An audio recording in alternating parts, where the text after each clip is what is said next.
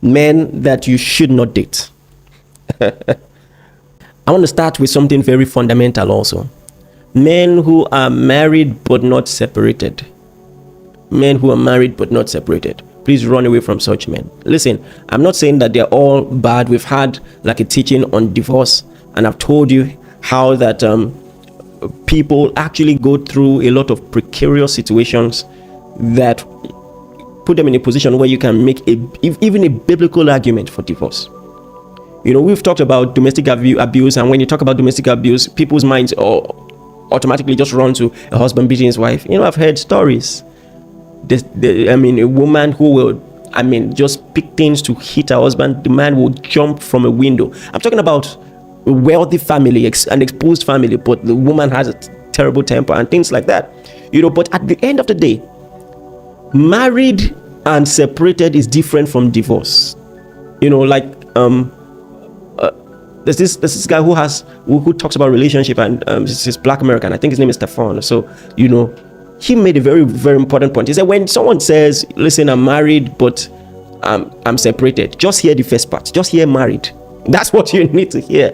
You know, if he's very serious, let him make a commit. Let him settle whatever, you know, he had with the former person, you know, then you can now think about it and talk about it. Otherwise, no conversation.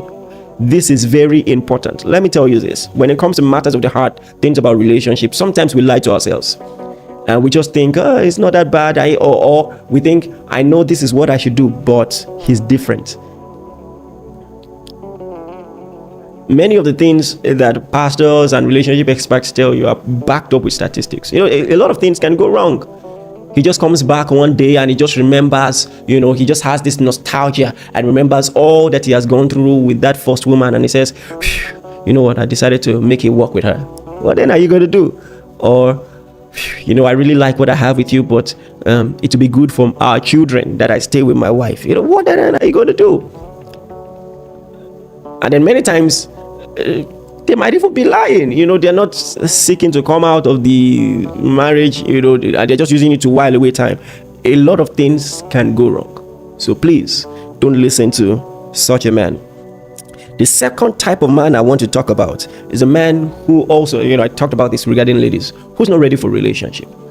Listen, and there are many angles to this, but what I'm saying in essence is a man who gives you attention, you know, always in your space, blocking your website, you know, and all of that. In fact, the people who might be really interested in you, they're taking a step back because they see this guy all over you like a fly, you know, but he doesn't make any verbal commitment. This is especially precarious when it's someone you're also interested in and you're just waiting for him to say something. I want to say this. You see, many guys, emphasis on many guys, go for what they want. If he's not saying it, that's a red flag. That's a red flag. That's a red flag. You know, if he's not saying it, if he has not verbally told you, listen, I want us to date, you know, either of two things. It's either he doesn't feel you're the one, but he just enjoys your company.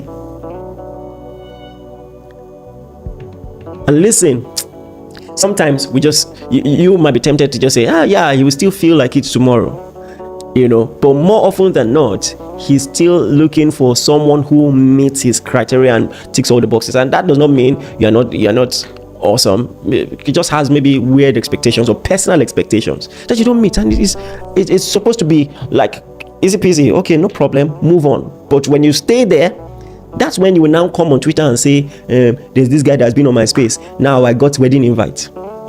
Because chances are, if the lady he has secretly been waiting for shows up, he's going to move on, you know. Or he just wants all the things that come with relationship.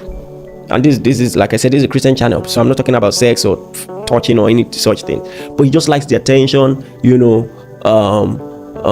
the friendship and all of that, the commitment, without actually having like a sense of future. You know, weird ideas. You know, weird ideas. He when he begins to tell you, let's not be particular about the names. I don't have to call you boyfriend, girlfriend. Let's just know that we have a thing going. He's trying to play with you. He's trying to play with you. Don't believe, okay? And just pull the plugs. The second type of man, or the third, right, type of man I want to talk about is the selfish man. The selfish man. And I'm not even talking about selfishness when it comes to money, because we're talking about dating. He's not your father, hey? But we can talk about that. Even though he's not your father, I think you can check for generosity at the early stages. It's also important, but if I have more time, I'm going to touch on that in better detail. But what I'm talking about here is this: when you marry, when you're dating a man who is so full of himself that he is not sensitive to your emotions, he doesn't care.